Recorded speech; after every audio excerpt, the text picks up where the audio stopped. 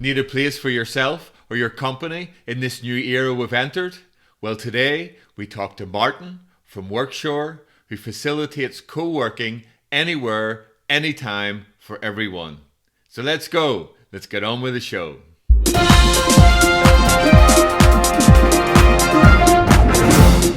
Hello, Talk Funders. Today we're talking to Martin from Workshore. Hello there, my friend. How are you? I'm very well. Thanks for inviting me on board. Apart from your very impressive living room behind you there, Martin, I hope this day finds you well.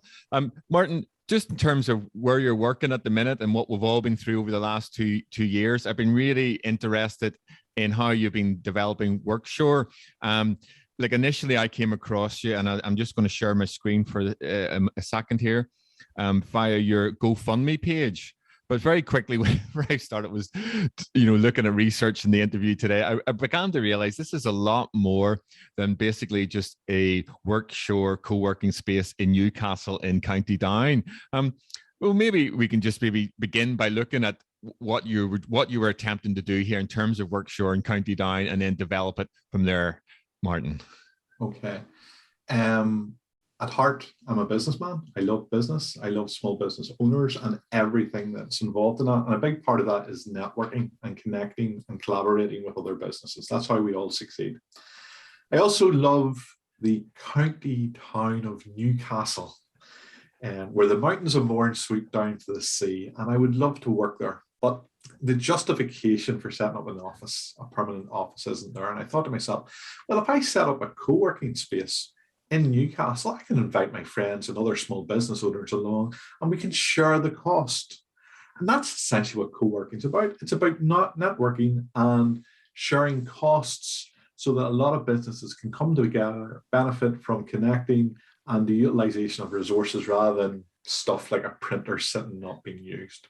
So that was the fundamental background behind the idea of workshore. And that's where shore comes from, because Newcastle is on the shore. We go to Newcastle to do a bit of work, workshore. Fantastic. And then you use this really just in the conversation pre-interview. You were really just testing the idea of workshore about, and it did. You got some traction in basically saying, here you are. I think you're living and working in Belfast.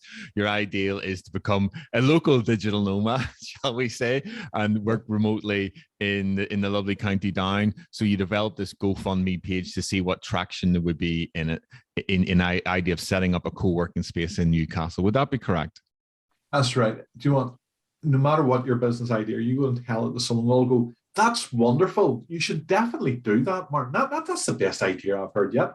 Until you say, well, would you pay me for it? And then go, yes, I'll come back tomorrow with some money for you. So I wanted to validate the idea before I invested time. I'm already a busy man. I've got plenty to do with my time without setting up a new business. So I wanted to validate it. One of the ways of validation is seen will complete strangers, not your friends, not your mom and dad, not your brothers and sisters, will complete strangers pay money. So the first thing I did was I set up a GoFundMe page and told the story just to see if anybody was interested and if they'd contribute. And people did. People loved the idea. Then the second thing I did was I held an actual pop-up co-working day in Newcastle in a venue called Brunel's. And I tested to see if I'd be able to sell tickets for that at £30 each, and set out what a co-working day would be and what a pop-up co-working day was. And within 4 days of going up, the thing was sold out.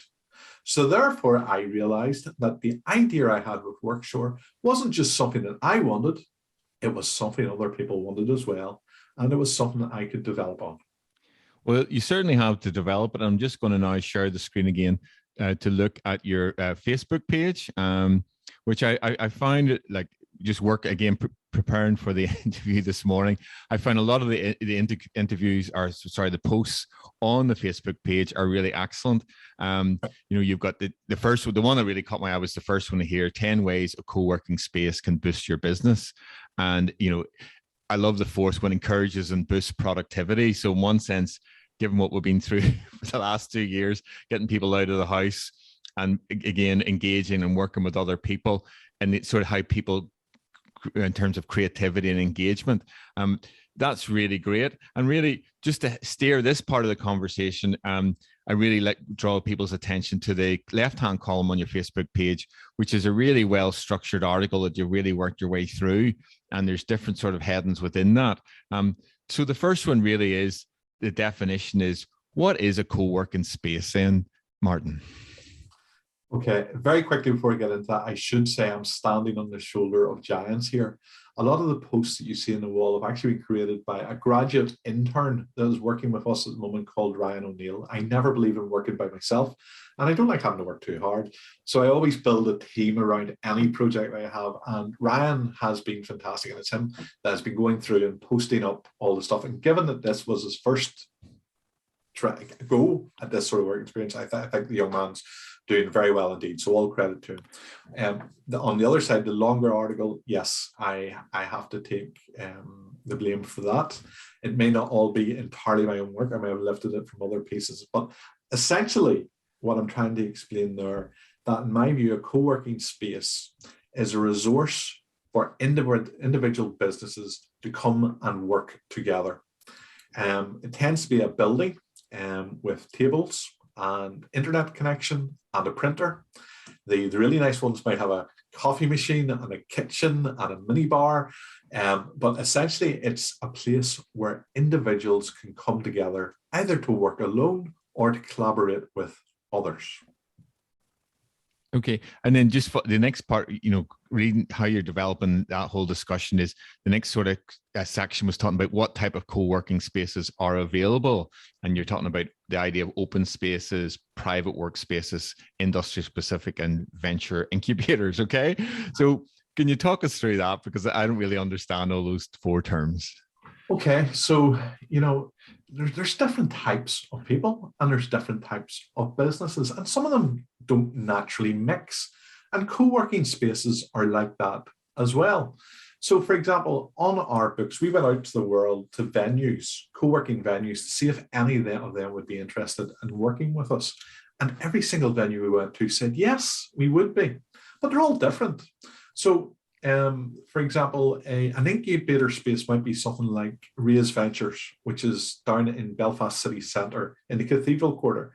And what Raise is all about is incubating high growth businesses. Then you have Ormo Bath's Gallery, which is a sort of a step up in terms of investment, but it's all about tech startups, not just incubating, but incubating tech businesses in particular. Then you have Maiden Morn, and Maiden Morn has a number of venues, and basically Maiden Morn is a community interest venture. It's a not-for-profit organization, and it's for artists, so creatives and people who make and paint and design and all that type of stuff can come together in their space.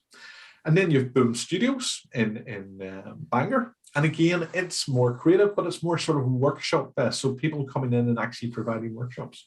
And then for people like me, accountants and solicitors and barristers and those type of professional oriented, you've got the likes of, I suppose, Scottish Provident Building in Belfast City Centre, a very prestigious, very grand, very proper sort of environment. You don't go in your jeans and your t-shirt, and you sort of have to put on a suit and tie to get in through the door. Not quite, I'm over-egging it, but that sort of environment as well. So there's as many different types of co-working space, even in a small place like Northern Ireland, as there are types of businesses. And really, that's so fascinating. And you listed out in a later section about the 5 biggest advantages of co-working, and I'll just read some of them off. It's about motivation, community, flexibility, getting outside of the home, and networking. Could you maybe talk you through some of those there about the benefits of actually having a co-working space? There has to be an attractive benefit to a co-working space, particularly now that so many of us have had that experience of working from home. How many people want to give up the slippers and the pajama bottoms and actually have to get out in the car and get stuck in traffic and then find parking and then go walk across town to get into a place where you're paying more money? You've already paid for your house and your table alone. Why would you drag yourself all the way across there? I think one of the most important things, there's a whole reasons why, the whole list of reasons why, and obviously we've been providing those lists, but I think one of the most important things is connection, networking, and collaboration.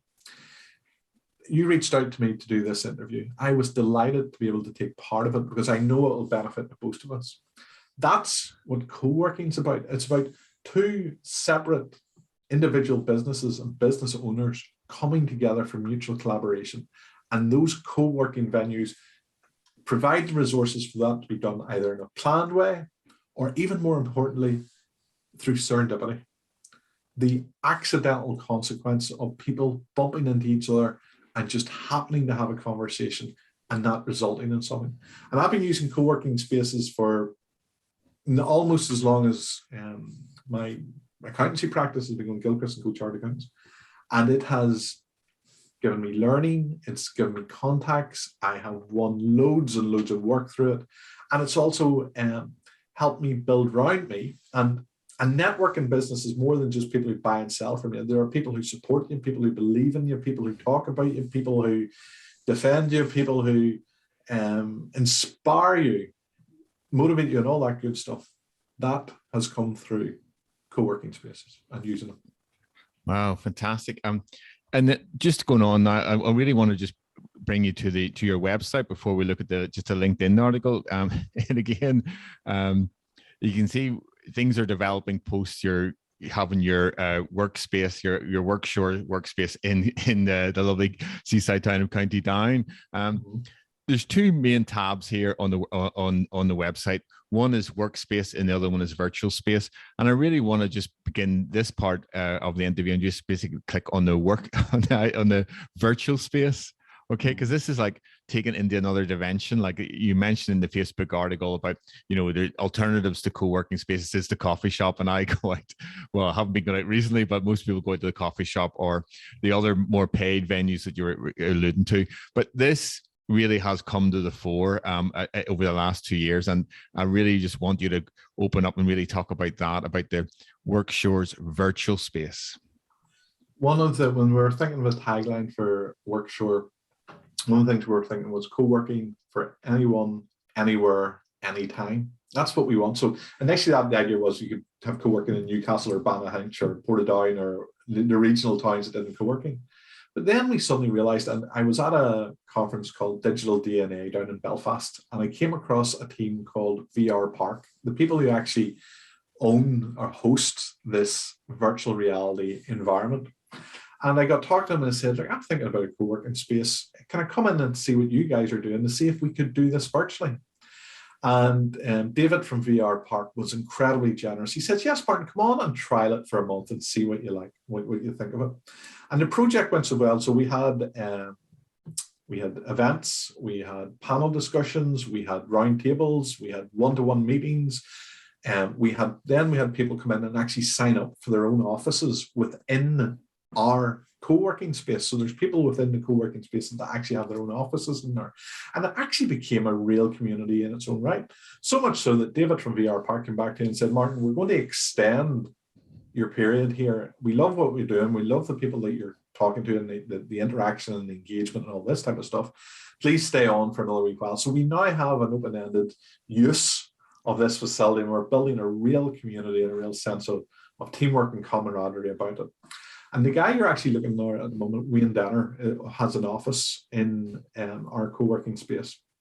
And Wayne was incredibly kind. He's done a couple of things for us. He's spoken at some of our events on internet security. That's his specialism, internet security.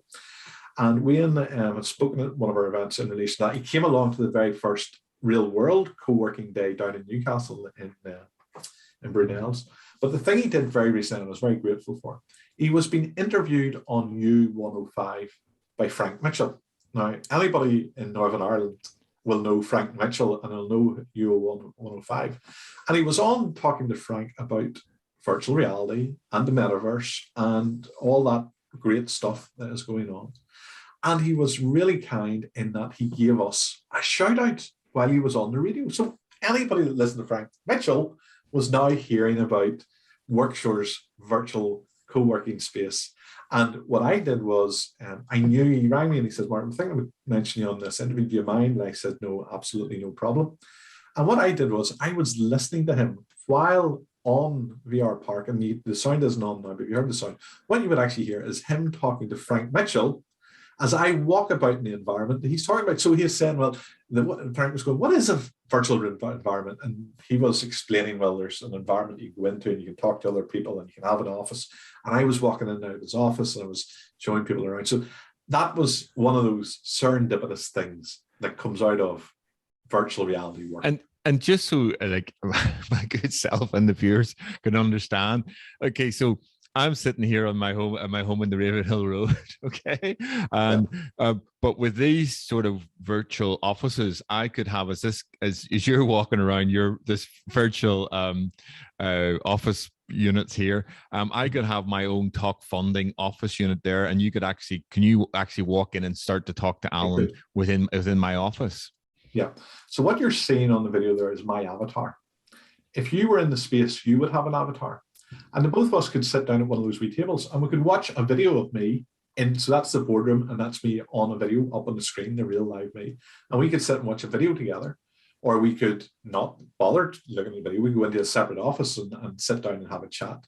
Or we could open up Google Docs and we could work on the Google Doc together. You know, there's essentially anything that you could do on a computer sitting beside somebody you can do in this virtual environment. And the question would be, well, why not just do it in Zoom? Why not just have the two of you sitting on Zoom and sharing the way that we're sharing right now? And I think the difference between it is that we had to organize a Zoom call. We had to say it's going to be at a certain time and you can only talk to me and I can only talk to you. No one else can walk past. Nobody's going to walk past the back of me now and pop on and join the conversation. They could if they were here in the room with me, but from another environment. In the virtual environment, anybody can come into that space. I don't need to be there and you don't need to be there. There could be people walking about in there now, even though I'm not there. I'm not the person that needs, and they can engage in conversation. Or I could be sitting in my office and you could be in your office and somebody comes in to meet you and you could say, you really need to talk to Martin about whatever that subject is. And you can bring them in. Or if my door is closed, you know I'm there, but the door's closed. That means I'm not supposed to be disturbed. You could send me a message and say, Martin, do you mind if Paul, see, so I've closed the door there. That means nobody could come in there unless I let them in. But you could still send me a message and somebody could come in and have a conversation. So there's something more human, even though it's less human as in terms of visual impact than a Zoom call, but there's something more human about being able to sit down across the table from someone and have that conversation as if you're really there. Fantastic. Absolutely fascinating. And that is on. So if you go onto the Workshore website, folks, you can click on the virtual space link and that brings us all up. There's actually there's two things I want to ask you about here is when you click on one, it gets to the VR Park online download. What is that, Martin? What does that mean? Okay. So VR Park is a virtual reality environment. VR Park is a separate business. So Workshore isn't VR Park and VR Park is, it's a bit like I have a Facebook page. I don't own Facebook, I just use the page. So in that similar way, we use VR Park for the co-working space and they're very generously providing us with that facility. In order to use, because of the visuals, you have to download the framework for those. So there is an element of download and then you could just go in with the avatar that you're given, but it's better to create an avatar that's something similar to who you are. I've seen people come in with flowers and beards. I've seen men coming in as women and women coming in as men. So you do have the option for sexes and how you dress and all that type of stuff. So it's probably a good idea to set up your own avatar. And also, every time somebody comes on for the first time, they're like a drunken baby. When you come on to Zoom, it's just you. You're sitting and if you move, you move. And if you don't, you don't. When you go in a VR park, you can walk. You can go backwards, you can go forwards, you can jump, you can open doors, you can sit down, you can shake hands, you can wave. There's all this stuff. And until you get used to it, you're like all over the place. So there is a hurdle there before coming into a virtual reality environment that maybe isn't there on the Zoom call. And the other one, there is a link for Book Now. So what is that Book Now about? So basically, fundamentally, what is Workshore about? It's fundamentally, absolutely, when you strip it down to the basics, how do you and I connect? Or how do 5 of us get together to work on a particular project, whether in the virtual environment or in the real world? If it's in either, but let's say, for example, it's in the real world. We're all about finding venues that are already open to the idea of a team of people coming down for a day or for a half day or for an hour and booking tables specifically for that purpose. So when you say book now, what you're actually doing is you're booking a co-working table or office or boardroom in a venue. Wow, phenomenal. And just bringing it back to the physical world, in terms of, say, Susan time, it's going to be old style meeting where you meet people face to face. Going back to your physical workspaces here on the website, you have co-working in Northern Ireland, and you have different locations here. If I just click on the locations type, you've got Belfast, Derry, Kilkeel, Bangor, virtual space in Newcastle. Since we're in Belfast, since I'm in Belfast and I'm interested, can I just click on the Belfast one? And these are some of the venues that you mentioned earlier on in the interview. You've got the Scottish Provident, you've got Raise and Raise Accelerator. Mm-hmm. And again, can you just contact them to book through to meet them, or how does that work? Yeah, what you do is you contact us. So we have arrangements with both of those places that enable us to give flexibility that maybe they wouldn't by themselves. So we have had this discussion about workshore and co-working and networking and connection collaboration. So if you book through us, what we'll do is facilitate all the way back in. So if you could literally just walk in or contact them through their own website. But essentially what we have is the community and the connections in order to make that an easier service effectively for the purposes of connecting with others. Yeah. So basically, you can also just book a table by yourself. So if you say, I want a table in Belfast tomorrow morning, you can use Workshore just to do that if you wish. But really what we're trying to do is create a community so that people come together rather than individuals sitting by themselves in these spaces.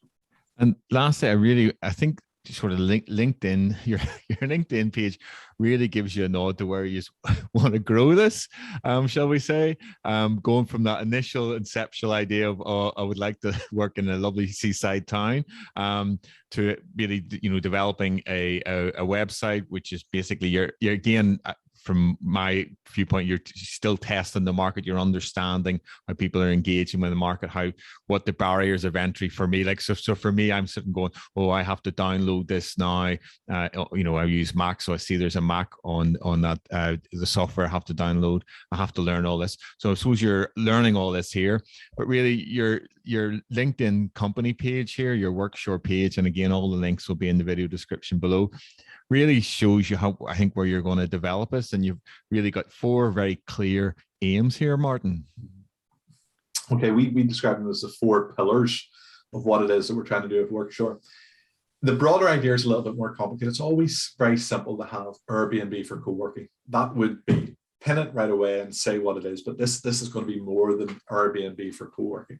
So the 4 elements of it are, first of all, we want to build a community of people that are genuinely interested in stuff. People like you and me, who love connection, who love conversation, who love learning, who love sharing, who will collaborate with each other for the greater benefit. That's the first thing, build a community.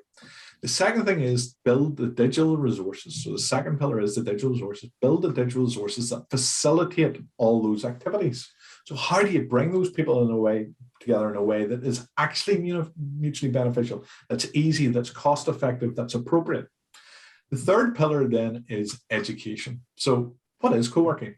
What is networking? What are hybrid working? What's a hot desk? What are the different venues? Why is Boom Studios a bit different from Scottish Provident Building, and which one should I choose for what I want to use?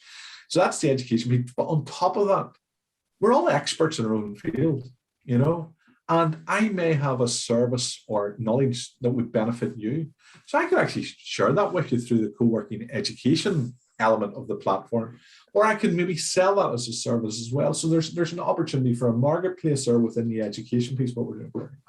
And then the final thing, and the thing that crystallizes all of this, the community, the digital resources, and the education, is once you've made those connections, once you've got that fantastic network of people that know you, that you've got credibility, that you've got trust, that you've got resource, how do you share that with other people for the purposes of business? Because at the end of the day, this is all about business. It's all about selling stuff. It's all about making money in whatever your business is. And we're going to be developing an app called a referral app. which will enable me to share your business information in a way that is most appropriate for you, and also administer that. Make sure that I'm not sharing inappropriate referrals, that I'm not sharing referrals wrongly, and that in some way that those referrals are being acknowledged. And that may be through something like an NFT or blockchain, where each individual referral is generated a unique token, and then those tokens are recorded within the system. So there's something very exciting when you bring together the idea of virtual environments and NFTs and blockchain. Before you know it, you're in a whole new world. You certainly are, Martin. I'm so glad we organized this talk today, because it is absolutely phenomenal what you're doing and how this could develop. Now, obviously, again, it's the scale. I mean, I can see the scale already, because you're going from a small office space in Newcastle. Now you're looking for the whole of Northern Ireland. Like, where would you like to see this going, your Workshore company, over the next 3 to 5 years? Because you're talking about blockchain, NFTs. I mean, my goodness. Genuinely, I've been fortunate, and I don't want to sound boastful, but I've already been successful in business, so I don't need to start another small regional business. This is, for me, a little rocket, and I'm lighting the taper at the moment, which might fizzle out, but I hope it won't, and I expect it won't. That rocket, when it launches, is going to shoot for the stars. And I would like Workshore, when PwC or KPMG or any a freelancer in South Africa or the US thinks about hybrid working or home working or co-working, they think about Workshore in the same way that people think about the word Hoover when they're talking about vacuum cleaners. That's what I want. That's what I want the Workshore brand to be. I want it to be a credible, trusted, understandable brand that Workshore explains what it is when you're a hybrid worker, co-worker, hot desker, digital nomad, whatever that may be, that if you want to do any of those things and you want a quality resource to manage all of that, Workshore is who you turn to. So that's the ambition that we have for Workshore. Absolutely. I mean, going back to your excellent Facebook article and how you've really developed the thinking behind this. I'm a wannabe digital nomad, Martin. So I would like to monetize Talkfunding, and my better house from she's cheeky Malaysian Chinese. So I would love to be in Penang. I'd love to be Penang, but like, I can see myself using Workshore in that context. I'd be going, okay, we're going to go to Malaysia. I mean, how do I engage with where can I go as a freelancer, as a digital nomad in Malaysia? I can plug in to Workshore, on an international basis, and find out about where I can go in Penang, for example. Mm-hmm. Absolutely. And the thing is, you can be in Penang and still have your office here in the virtual environment. So you could have an office, and we'll have to talk about this after the interview, but you could have a free office in the Workshore co-working space with your logo and your branding and website information, so that anybody who comes into the co-working space will know who you are and what you do. And in that space, you could arrange talks, you could arrange presentations, you could use a boardroom where you're talking just as you are now as real life, real you with your real background, your real face on a big screen talking to people. Or you can have it as an avatar where you have a whole host of people standing around you or sitting around you at a desk, where they're able to ask questions during the course of your presentation, and where you can also invite other people up to the front of the room or up to the stage to add to your presentation, to comment, to be panelists on a panel and all that type of stuff. So absolutely, you can use it in Penang, and I would hope in the not too distant future that businesses and co-working spaces in Penang will use Workshore as their preferred resource for filling empty desks, because that's the benefit for the co-working spaces. Essentially, our job is we're not trying to get people to go in and hire out desks for 6 months at a time. Our job is filling the gaps in the middle. As far as the table's empty, there's going to be nobody on it tomorrow. How do we fill it? Workshore will fill it.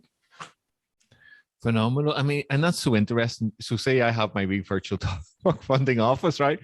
And like, I leave the door open, I forget, right? So random people, shall we say, can just walk in and go, what's going on here? And in my wee avatar would go, hello, what about you? Whatever. Right? I'd go, and I could do a wee presentation to them, an automatic presentation. Is that the sort of thing? Yes. Well, there's two elements to that. So the first one is that the office can be set up with screens on the walls.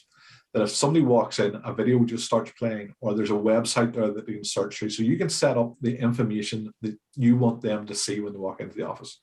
But also what happens is there's a lo-fi mode within the virtual environment. So you can set yourself away. So you'll have a wee icon above your head that says away, so people know that you're not actually there. You're not actually sitting in the office. And you can set yourself in lo-fi mode, and you can be working away on and that's just what I would do. So I'm sitting at my desk at the moment. I'm working away. At the moment, my office door is closed because I'm having a conversation with you. But if that door was open and I was working away, say, on a spreadsheet or doing accounts or something, somebody walked in. As they walk in through the door, there's a wee beep up, and I'm notified. It tells me that somebody's just walked in the room.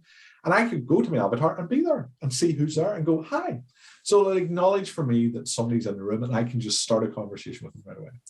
If I can't, if I'm in the middle of a meeting or something else is going on that means I can't just answer every time somebody beep ups me or walks into the room, I can close the door, but there's an instant messenger feature within it. And what the person can do is they can send me a message and say, hi, Martin, I see you're in your office. Would you be free in 15 minutes or an hour? Or can I see you at 2 o'clock or whatever the case may be? And what happens is when I come back into the office, I'll see that message and I will be able to meet them or do that then. So just because you're not instantly available doesn't mean to say you don't have the opportunity for the interaction, and the person doesn't lose the opportunity to talk to you because the door's closed. They can't leave you a message, and you can't follow up on that when you're available. Wow, that is absolutely fantastic, Martin. I think, Martin, I just really thank you today for coming on, and as this introduction to Workshore. I think you'll come back again as you iterate and as you grow. I really I can see it in my own business how I could apply it, and hopefully by people watching this video will be seeing how they can apply it as well, not only in the physical environment but in this really exciting world of virtual space. So I really like to thank Martin from Workshore for the interview today. Thank you so much, my friend. Bye now. Oh, and one last thing, all the links of your excellent Facebook page, the website and the LinkedIn will be in the video description below. So thank you so much, everybody. Bye now. Great.